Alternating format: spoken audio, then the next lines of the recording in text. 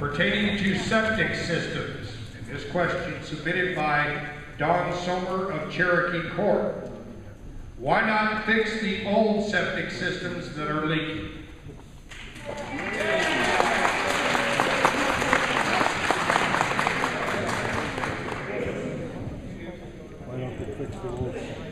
Okay, septic systems.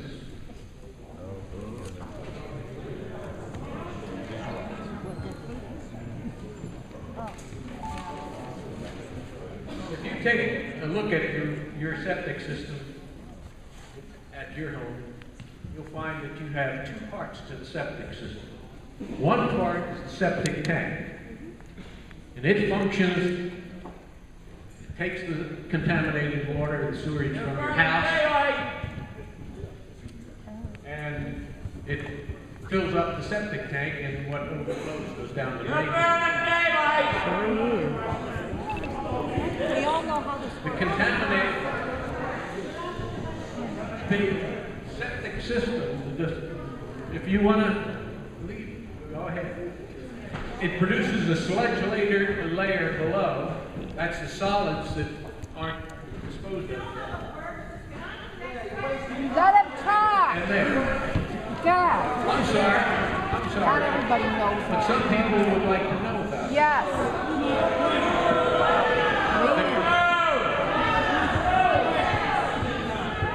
If you're not interested, just shut your ears. The next section is the drain field, commonly called. But it comes in from the septic tanks, and that's where a second stage of treatment occurs. Now, when the scum layer and the sludge layer fills up, it doesn't allow enough of the contaminated water. This is where the treatment goes. That you cannot tell that your system is just working by pumping out your tank. You've got to take care of the drain field as well. And that's where hidden processes could allow pollution to go into the lake.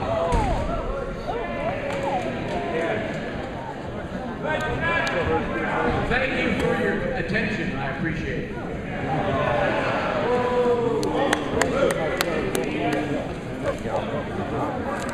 Our next question pertains to conditions of the lake, submitted by Joyce Ligner of Seminole Loop.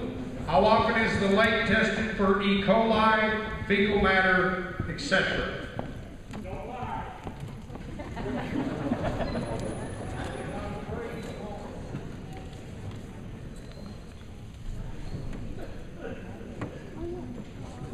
The last testing of the lake was done in 2005. Yep.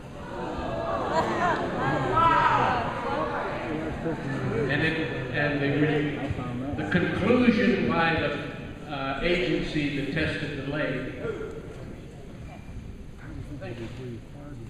water quality monitoring study it was prepared by Tennessee Tech University Department of Civil Engineering in Cookeville by Professor Vincent Neary.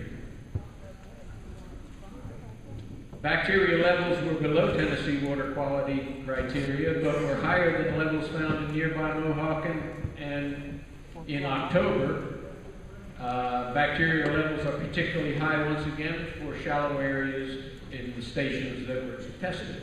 E. coli, significant sources of bacteria, fecal coliform or E. coli, either known by land use or directly observed along the shoreline, include septic field sediments from construction sites and stormwater runoff from the residential area. The recommendation in this same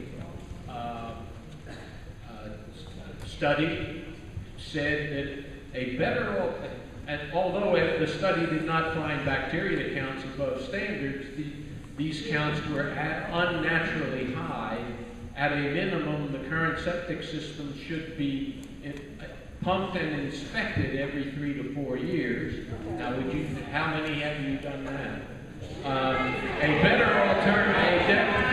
alternative would be to replace all septic systems in the watershed, which is covered by that map. That's the watershed, particularly near the shoreline, with a modern sanitary sewerage collection system, a collection and treatment system. Further monitoring was indicated also. In January of 2006, TDEC, the Tennessee Department of Environment and Conservation, sent Mayor Hill a letter outlining the situation that from January 1st to November 5th, there were 380 permits issued for new construction in Lake Tansi. Using the same time frame, 113 repair permits were issued. What does this suggest? That's for you to decide. The major problems encountered in Lake Tansi area are the lack of suitable soil depth, small size lots, and the problems with subsurface water interference.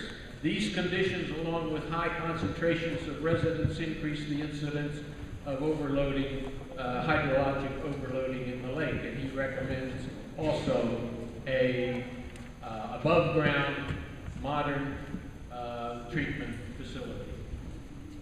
City of Crossville wants our water. The final specific question pertains to rules and regulations. It was submitted by John and Laura Parliamentier of Cochise Trail, and it is, why must I pay the monthly charge for service I'm not yet using?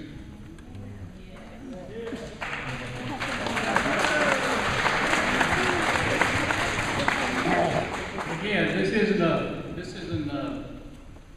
likable answer, but the fact of the matter is, and again, I'm going to go back and kind of comment on what the state did. I think somebody at the state decided years ago that people don't want to pay for sewer.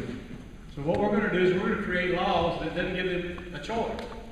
And that's what's happened. And these laws have been on the books, I don't know how long, for quite some time, that basically outline what we're required to do. We've actually lessened that by not making you hook up to the sewer when it comes by your house. But we have to require payment of those fees. Again, based on the law, that's what has to happen.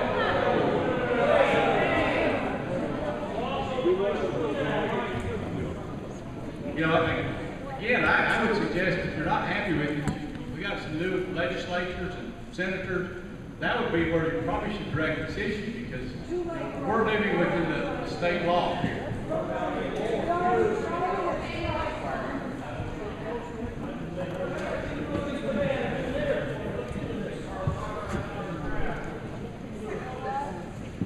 The state law reads, owners required to connect to municipal sewer, maintenance of sewer conditions, combined sewer charges, security deposits, delinquency. Yeah, I'm not going to read that whole thing. Time-wise. Yeah. The number is 7-35-201. Finally, we come to rates, fees, and charges. And according to my notes here, these questions are too many and varied to select a questionnaire. So they would like to address this as a whole. As I said, there were many questions about fees and charges.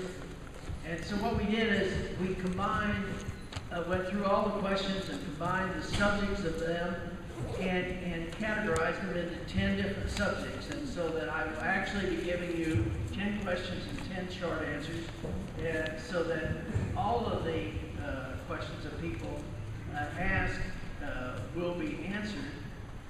This might say by the side, if you have gone on our website, you'll notice that we're publishing more and more information, that most of these will be, the questions you've heard tonight and the information will be put together and formalized there under question and answers so that you will have what we said in writing whenever you want to look at it.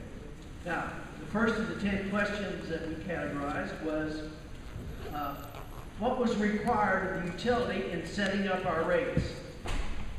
As a public utility, we are required to create a rate structure which can assure that all payments of any and all financing and operating costs will be made. That comes right out of state law. Question 2, how are the current rates set? Utilizing the cost from the engineering reports on construction and operations, adding the cost of obtaining and repaying bonds, the base fee and rates were established. In order to qualify for bonding, the bond people have to be convinced that we can repay a loan and our operating costs. Question 3. Why was the monthly rate reported to be $35 minimum monthly fee, and currently you're using $50 as a minimum monthly fee? As we worked on our potential funding with several state and federal agents, we were informed that a $2 million grant and a $1 million forgiveness as part of a $6 million loan, low interest loan, was available to us. Our payback would have been $5 million. A $35 monthly fee would have allowed us the income to repay that loan and operations. But when we were able to apply for those funds, we were told due to economic conditions, the funds were no longer available, or we could not meet the now required financial match. In order to repay an $8 million bond, our fees would have to be increased to a $50 minimum monthly rate. Is this the final answer on rates and fees? No, it isn't. The board, the staff, the engineers, and the bond people are working for ways to lower these fees. While we're working on this, we have no news to report at this time. We will continue to work on it and continue to try to find ways to put this program together at a lower base rate. We hope to have something in the very near future. The bond people are supposed to get back with us some information in the near future. When will owners be required to pay the abutment fee and the monthly fees? At the time the sewer is available to a homeowner and is notified by the utility, the owner will have 60 days before the charges will start. Why are the monthly fees required when the owner does not hook up to the sewer? By law, the utility is required to maintain the availability of those sewer services, whether it is used or not. This causes the utility to have operational costs and other payments for that connection.